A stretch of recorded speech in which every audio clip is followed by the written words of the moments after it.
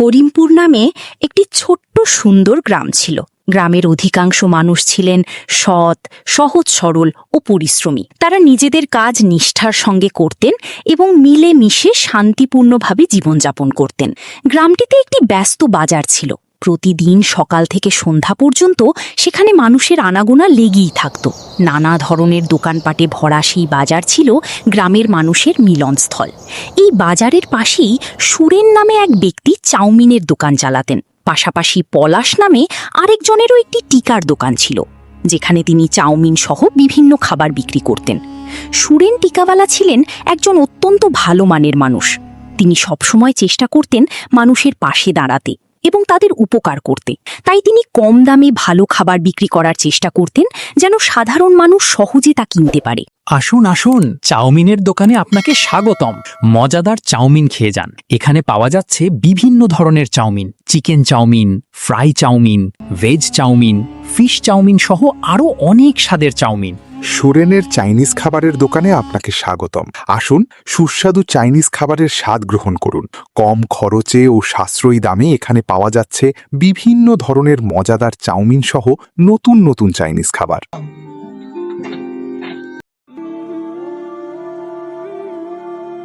দাদা, একটু শসা আর কয়েকটা টমেটো দেবেন? অবশ্যই দেব, তবে একটা কথা, যদি বাড়তি কিছু নেন তাহলে একটু অতিরিক্ত টাকা দিতে হবে। আরে দাদা, সামান্য একটু বেশি নিলে আবার টাকা দিতে হবে? কারণ এগুলো কিনতে টাকা লাগছে, তো তাই আমি এমনি দিতে পারবো না, তাই আপনাকে বেশি টাকা দিতে হবে। ঠিক আছে দাদা, বুঝছি। আচ্ছা দাদা। হ্যাঁ, সেটাই তো। তবে আপনার সঙ্গে তো পরিচয় আছে, কিন্তু আমি এমনি দিতে পারবো না। তাহলে জিনিসগুলো লাগবে না, থাক।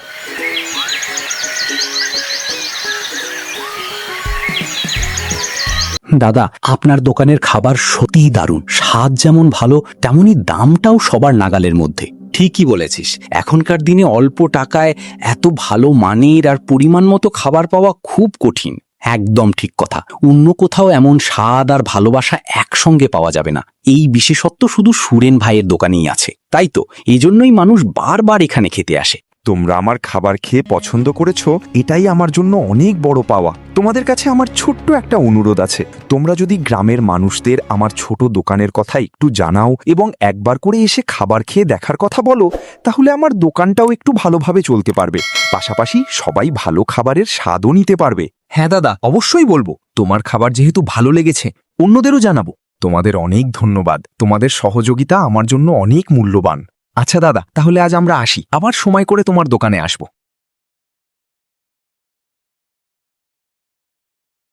এই সুরেনের জন্যই আমার দোকানটা ঠিকভাবে চলতেছে না। এইভাবে চলতে থাকলে আমার ব্যবসা একেবারে ক্ষতির মুখে পড়ে যাবে। তাই এই সমস্যার একটা ব্যবস্থা আমাকে করতেই হবে।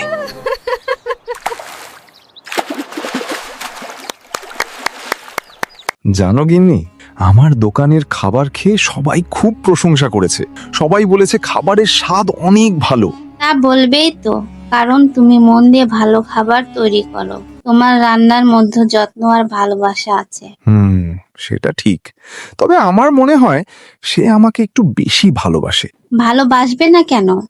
তোমার ব্যবহারই তো তোমার সবচেয়ে বড় পরিচয়। তুমি মানুষের সঙ্গে ভালোভাবে কথা বলো, তাই মানুষও তোমাকে সম্মান করে এবং তোমার দোকানে আসে। সত্যি বলেছ গিন্নি, মানুষের বিশ্বাস আর ভালোবাসা পাওয়া অনেক বড় সৌভাগ্যের ব্যাপার। কিন্তু এই সৌভাগ্য সবাই অর্জন করতে পারে না। একদম ঠিক। মানুষের সঙ্গে ভালো ব্যবহার না করলে কেউ মন থেকে ভালোবাসবে না। তুমি সবসময় এমন থাকো, সৎ, পরিশ্রমী আর নিষ্ঠাবান মানুষ হয়ে থাকো। জানো গিন্নি, আজ পলাশের দোকানে তেমন কোনো ক্রেতা ছিল না। তার ব্যবহারের কারণে মানুষ হয়তো আর আগ্রহী হয় না। তাই নাকি? হ্যাঁ, আজ একজন ক্ষুধার্ত মানুষ তার দোকানে খাবার চাইতে গিয়েছিল, কিন্তু পলাশ তাকে খাবার না দিয়ে অপমান করে তাড়িয়ে দিয়েছে। পরে সেই মানুষটি আমার দোকানে এসে খাবার খেয়েছে। তুমি নিশ্চয়ই তাকে খাবার দিয়েছো, তাই তো? অবশ্যই দিয়েছি। তুমি কি মনে করো আমি পলাশের মতো শুধু নিজের লাভের কথা ভাববো? ব্যবসা গুরুত্বপূর্ণ, কিন্তু একজন ক্ষুধার্ত মানুষের কষ্ট বোঝাও মানুষের দায়িত্ব। মানুষকে সম্মান করতে শিখলে তবেই প্রকৃত সফলতা আসে। ঠিক বলছো। ভালো মন আর ভালো ব্যবহার মানুষের সবচেয়ে বড় পরিচয়।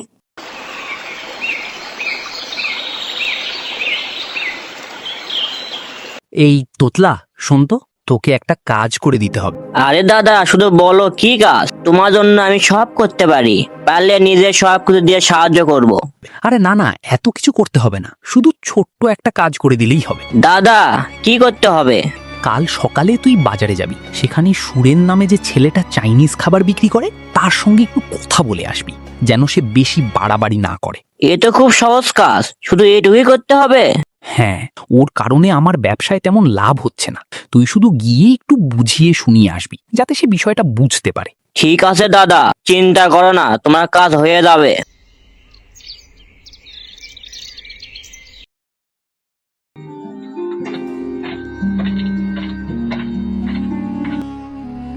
শোনো, তুমি ব্যবসা করো এতে কোনো সমস্যা নেই, তবে অতিরিক্ত দয়ালু এবং কোনো কাজ করো না, যার কারণে তোমার সমস্যায় পড়তে হয়। এইবার শুধু কথাগুলো বলে গেলাম, আশা করি তুমি বিষয়টি বুঝতে পেরেছো।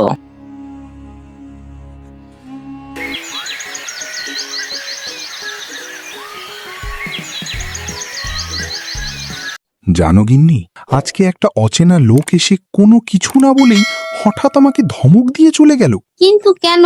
সে এমন করলো কেন? কি জানি, কিছুই বুঝতে পারছি না। সে তোমাকে ঠিক কি বললো? বলল আমি যেন মানুষের প্রতি বেশি দয়ালু না হই, তা না হলে নাকি ভবিষ্যতে আমাকে অনেক সমস্যার মুখে পড়তে হবে। এ কেমন কথা? কিন্তু কেনই বা সে এমন বলবে? লোকটাকে তুমি চেনো না, হঠাৎ এমন কথা বলার কারণ কি? আমি নিজেও বুঝতে পারছি না। আচ্ছা, এটা কি পলাশের কোনো কাজ হতে পারে না? হতে পারে সে ও লোকটাকে পাঠিয়েছে তোমাকে ভয় দেখানোর জন্য। হ্যাঁ গিন্নি, সেটাও হতে পারে, কারণ ওই লোকটা চলে যাওয়ার পর পলাশকে মুচকি মুচকি হাসতে দেখেছি। তাহলে তো বিষয়টা পরিষ্কার মনে হচ্ছে, বোঝাই যাচ্ছে এর পেছনে কারো হাত থাকতে পারে। আর তুমি সে ভয়ে আজ ব্যবসা করনি, তাই তো? তুমি বাড়িতে চলে এলে কেন? কি করব গিন্নি, আমি তো সত্যিই ভয় পেয়ে গিয়েছিলাম। সত্যি বলছি, তোমাকে নিয়ে আর কি বলবো।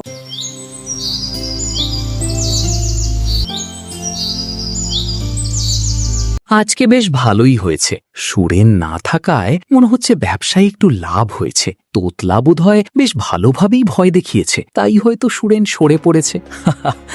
ব্যাপারটা বেশ মজারই লাগছে। দাদা, আমাকে একটু চাউমিন দিন তো। হ্যাঁ, অবশ্যই দিচ্ছি। বাহ, তোতলা দেখছি দারুণ কাজ করেছে, বেশ ভালোভাবেই ধমক দিয়েছে মনে হচ্ছে। অন্যদিন সুরেন আমার আগের দোকান খুলে ঠিকই চলে আসে, কিন্তু আজ এখনো দেখা নেই। যাক, ভালোই হয়েছে, আজ মনে হচ্ছে আমার ব্যবসায় বেশ ভালো লাভ হবে।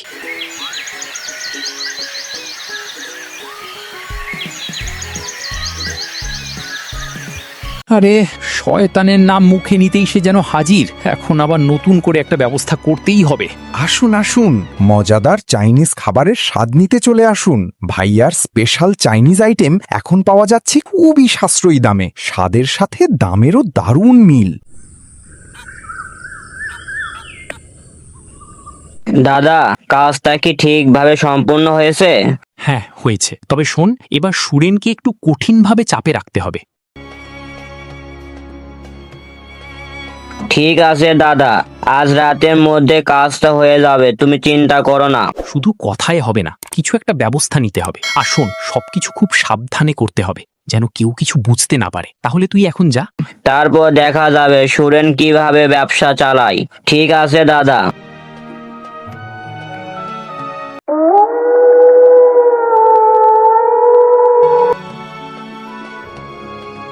আসসালামু আলাইকুম।